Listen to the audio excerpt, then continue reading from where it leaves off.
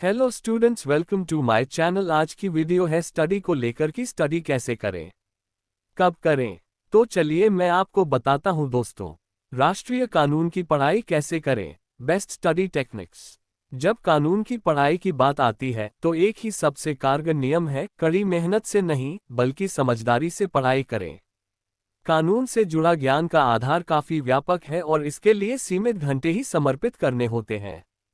इसे civil law, commercial law, corporate law आदि जैसे कई पार्ट्स में विभाजित किया गया है, इसलिए इसमें बहुत सारी जानकारियों को याद रखना जरूरी होता है, जो शुरुआत में किसी छात्र के लिए थोड़ा मुश्किल हो सकता है।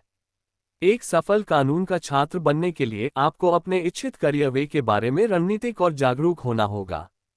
उदाहरण के लिए, एक सफल टैक्स वकील बनने के लिए आपको अपने ज्ञान के आधार का विस्तार करने के लिए टैक्स कानूनों और संशोधनों को सीखने में समय लगाना चाहिए। नीचे कुछ कारगर सुझाव हैं जो कानून के इच्छुक उम्मीदवार को कानून की पढ़ाई आसान बनाने, जीपीए सुधारने और एक सफल करियर के लिए तैयार करने में मदद कर सकते हैं। एक, पढ़ना जरूरी है। लॉ कैरियर में आगे बढ़ने के लिए यह एक बेहद जरूरी कदम है। दिए गए कोर्स की पूरी पढ़ाई करें, पीछे न रहें, वरना आप कभी भी आगे नहीं बढ़ पाएंगे। सबसे अच्छा तरीका है कि आप वह समय और जगह चुनें जहां आप सबसे ज्यादा एकाग्र और सतर्क महसूस करते हैं। इसे छोड़ने से कक्षा या परीक्षा की तैयारी में लगने वाला समय काफी बढ़ जाएगा और आपका पूरा प्रदर्शन प्रभावित होगा। 2, ब्रीफिंग साथ साथ चलती है। पढ़ते समय नोट्स लेना और फिर प्रत्येक मामले का संक्षिप्त सारांश और विश्लेषण तैयार करना कक्षा में चर्चा के दौरान उपयोगी हो सकता है।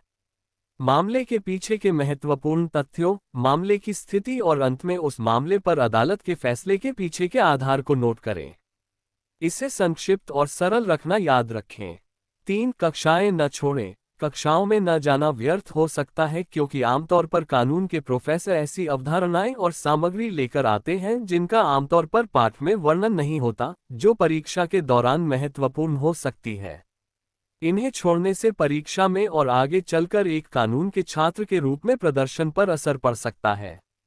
4, उपस्थिति और सहभागिता। एक गतिशील जोड़ी। कक्षा में उपस्थित रहना और उसमें भाग लेना आपके समग्र प्रदर्शन को बेहतर बना सकता है।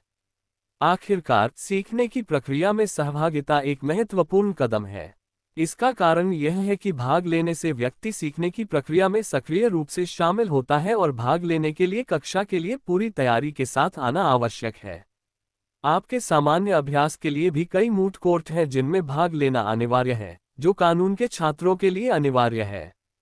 5, ध्यान भटकाना बिल्कुल मना है। ये सबसे आम समस्या है जो कक्षा में आपकी भागीदारी को कम करती है और अंततः उनके समग्र प्रदर्शन को गिरा देती है। अक्सर छात्र कक्षा के दौरान इंटरनेट सर्फिंग या अपने ईमेल चेक करते हैं, जो कक्षा छोड़ने जितना ही बुरा है। छात्रों को पता होना चाहिए कि वे बेहतर वकील सीखने और बनने के लिए अच्छी खासी रकम खर्च कर रहे हैं और उन्हें सीखने के माहौल से बाहर इन उपकरणों का इस्तेमाल करना चाहिए। 6, जरूरी बातों को नोट करना। कक्षाओं के दौरान नोट्स लेना जरूरी है क्योंकि ये दिन भर में प्रोफेसर द्वारा सिखाई जाने वाली किसी भी नई अवधारणा और सीख की याद दिलाते हैं। ये केवल खाली जगहों को भरने का काम करते हैं क्योंकि ज्यादातर नोट्स पहले दिए गए पाठों और संक्षिप्त विवरणों से लिए जाने चाहिए। नोट्स लेते समय एक उचित संतुलन होना चाहिए ताकि कोई भी नई बात छूट न जाए और न ही वह हर चीज को नोट करने में इतना मशगूल हो जाए कि कक्षा में उसका ध्यान और भागीदारी कम हो जाए। इसके अलावा, कक्षा के बाद पहले और अगला पाठ शुरू करने से पहले भी नोट्स की समीक्षा करना जरूरी है। 7, रूपरेखा तैयार करना। विषय में विशेषज्ञता हासिल करने के लिए प्रत्येक कक्षा के लिए रूपरेखा तैयार करना या केवल पाठ्यक्रम की रूपरेखा तैयार करना अत्यंत महत्वपूर्ण है। व्यावसायिक रूपरेखाओं या वरिष्ठ उम्मीदवारों द्वारा विकसित रूपरेखाओं पर पूरी तरह निर्भर न रहकर स्वयं अपनी रूपरेखा तैयार करना बेहतर सीखने और बेहतर ग्रेड स्कोर के लिए आवश्यक है।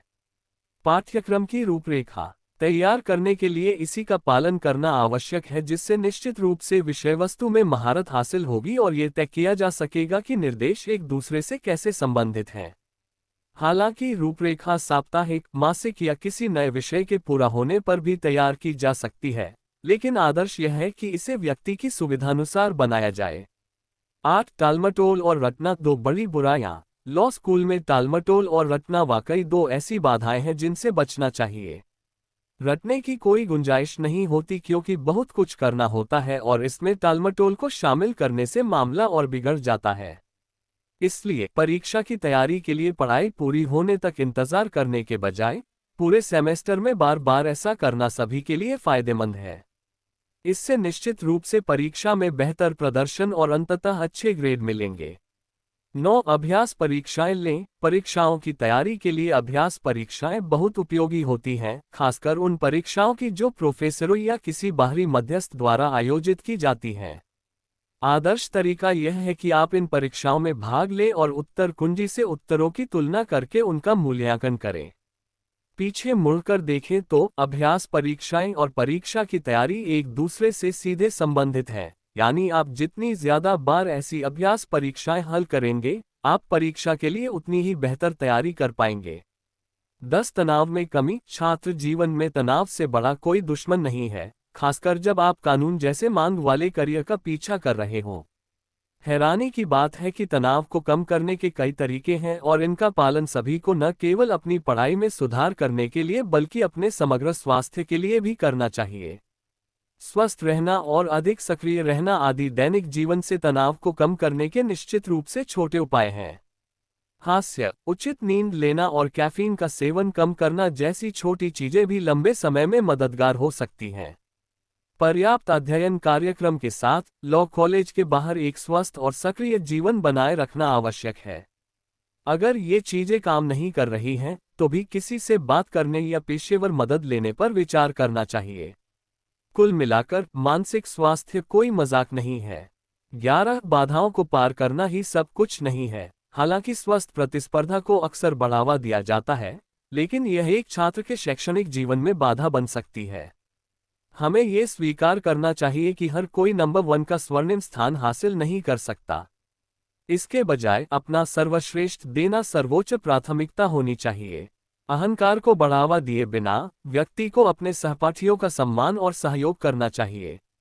इससे एक अच्छा सामाजिक जीवन बनता है और लॉ कॉलेज का अनुभव अधिक सुखद होता है। तो फ्रेंड्स, वीडियो कैसा लगा बताएं, कमेंट करें, सब्सक्राइब करें। मिलते हैं नेक्स्ट वीडियो में, तब तक के लिए गुड लक। गाइस, तो कैसा लगा आपको ये वीडियो अच्छी लगे तो लाइक करें, शेयर करें और चैनल को सब्सक्राइब जरूर करें। तो मिलते हैं ऐसे ही एक नेक्स्ट वीडियो के साथ। तब तक के लिए बाय बाय।